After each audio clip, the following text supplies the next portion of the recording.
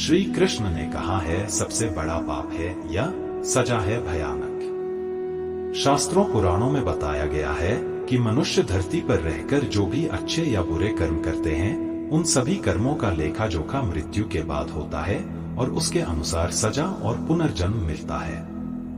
ईश्वर की दृष्टि में जो अच्छे कर्म यानी आपके काम होते हैं उसे पुण्य कहा जाता है और जो बुरे कर्म होते हैं उन्हें पाप कहा जाता है।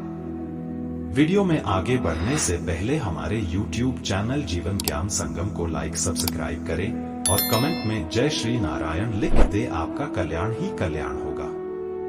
पुराणों में कई अच्छे और बुरे कर्मों के बारे में बताया गया है।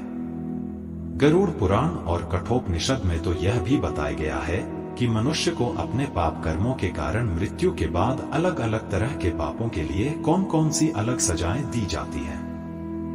गरुड़ पुराण में उल्लेख मिलता है कि मनुष्य धरती पर जो कुछ भी पाप करता है उन सभी पापों की अलग अलग सजा बारी बारी से मिलती है।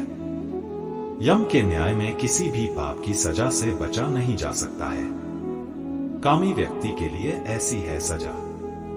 गरुड़ पुराण में बताया गया है कि परस्त्री पुरुष संबंध रखने वाले को लोहे के गर्म सलाखों को आलिंगन करवाया जाता है। जो पुरुष अपने गोत्र की स्त्री से संबंध बनाता है उसे नर्क की यातना भोग कर लकड़बग्घा अथवा शाही के रूप में जन्म लेना पड़ता है।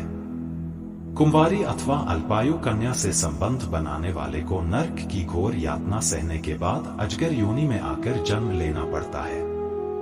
जो व्यक्ति काम भावना से पीड़ित होकर गुरु की पत्नी का मान भंग करता है ऐसा व्यक्ति वर्षों तक नर्क की यातना सहने के बाद गिरगिट की योनि में जन्म लेता है। मित्र के साथ विश्वासघात करके उसके पत्नी से संबंध बनाने वाले को यमराज गधा की योनि में जन्म देते हैं। लेकिन व्यभिचार और धोखा देने से भी बड़ा एक पाप है जिसकी सजा कठोर है। महाभारत के समय एक व्यक्ति ने ऐसा पाप किया था, लेकिन आजकल बहुत से लोग ऐसे पाप करने लगे हैं। जानिए वह पाप क्या है और इसकी सजा क्या है। कृष्ण की दृष्टि से यह है सबसे बड़ा पाप। भगवान श्री कृष्ण ने दृष्टि में जो सबसे बड़ा पाप है वह है भ्रूण हत्या। महाभारत युद्ध समाप्त होने के बाद जब द्रोणाचार्य के पुत्र अश्वत्थामा ने उत्तरा के गर्भ में पल रहे बालक परीक्षित पर ब्रह्मास्त्र का प्रयोग करके उसकी हत्या कर दी, तब भगवान श्री कृष्ण सबसे अधिक क्रोधित हुए था। श्री कृष्ण ने उस समय ही यह घोषणा कर दी थी कि अश्वत्थामा का पाप सबसे बड़ा पाप है, क्योंकि उसने एक अजन्मे बालक की हत्या की थी। श्री कृष्ण ने इस पाप की सजा स्वयं अश्वत्थामा को दी थी।